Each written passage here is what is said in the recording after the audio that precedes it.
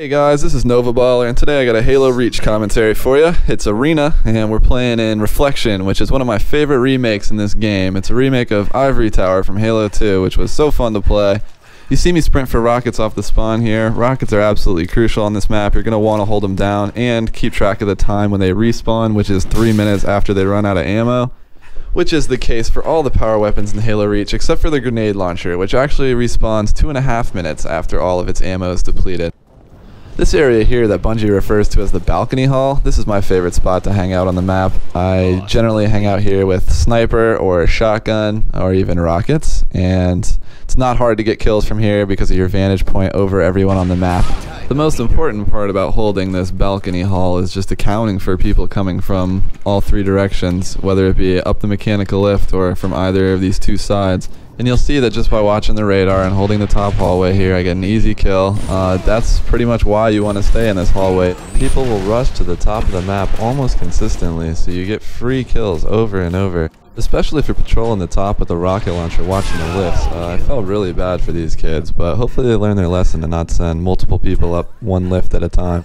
Now that I've put myself on the bottom of the map to get that double kill, I need to work my way back up as quickly as I can, so I take the airlift and pick up a plasma pistol, which is underrated in my opinion in this game. It was amazing in Halo 2, completely nerfed in Halo 3, and I think right where it should be in this game. It's not too powerful, but it's absolutely not worthless, so pick it up and use it when you get a chance, see if you like it. Helps me get lots of easy kills like this one. I don't know why people aren't paying attention when they're coming up that mechanical lift, but don't make the same mistake, because you're just going to be an easy kill if you do.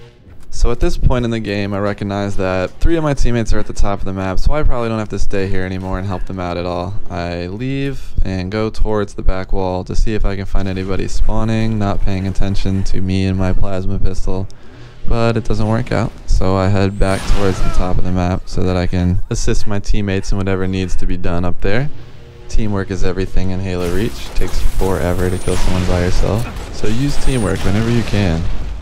I do not like getting stuck. It's probably my least favorite way to die in Halo. When I spawn, I start making my way towards the top of the map.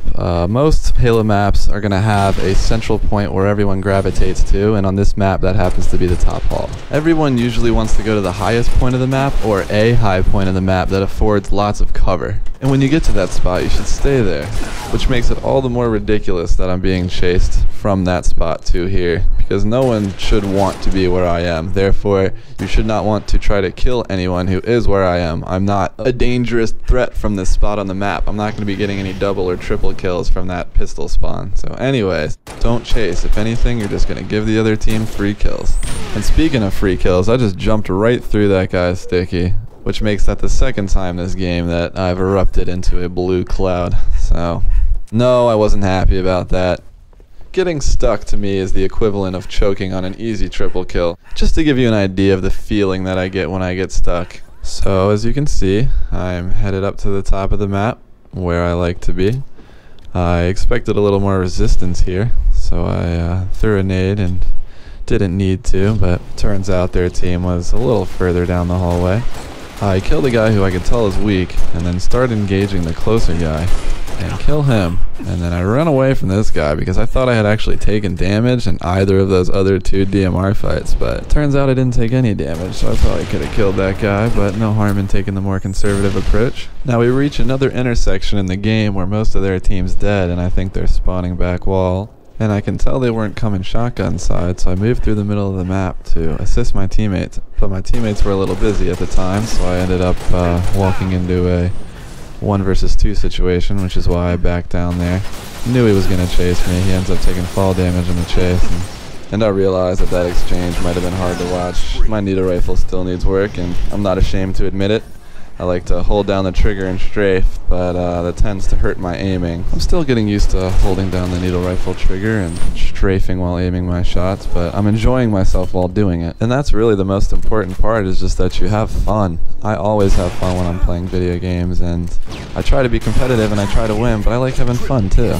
And while we're on the topic of fun, let me just real briefly say that I think Bungie did do a good job of juxtaposing the entertaining parts of this game with the competitive parts. I think the advent of the arena was a huge step for console first-person shooters, and I think you'll see other first-person shooters and other genres like RTSs in the future employing a similar scoring or rating system to make games with people over the internet much more competitive.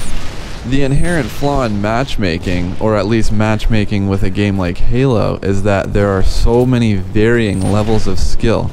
There are people who have been playing Halo for 9, almost 10 years, and there's also people whose first game is Halo Reach. And the problem arises when anyone from those two different sects of gaming collide.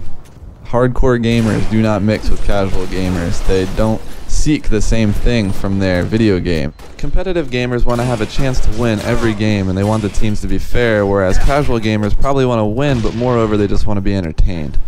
So Bungie's answer to this quandary was just to add the arena for us competitive gamers, and personally I love it. I would have preferred to also have a DMR Start Team Slayer playlist, but that's pretty much what the arena is anyway. So my team lost track of rocket respawn, so you'll see me check it a few more times before the end of the game.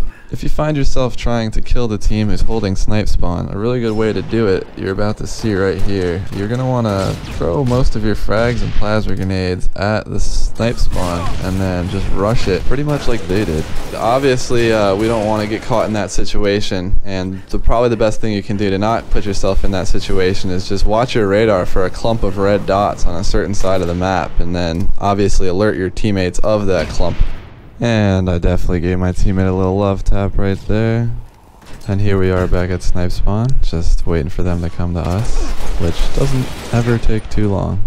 But that being the case, you gotta make sure your head is on a swivel, because they will be coming from every direction possible. And this exchange is another example of knowing when to engage and when to let your teammates do the fighting for you.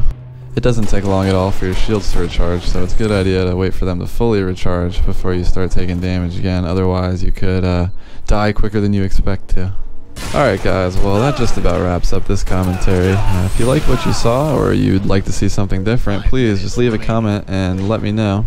I will be uploading multiple commentaries in the future. As soon as Black Ops comes out, you can expect some Black Ops commentaries from me, and I'll be doing Halo Reach commentaries until it gets boring. So, thanks for watching guys.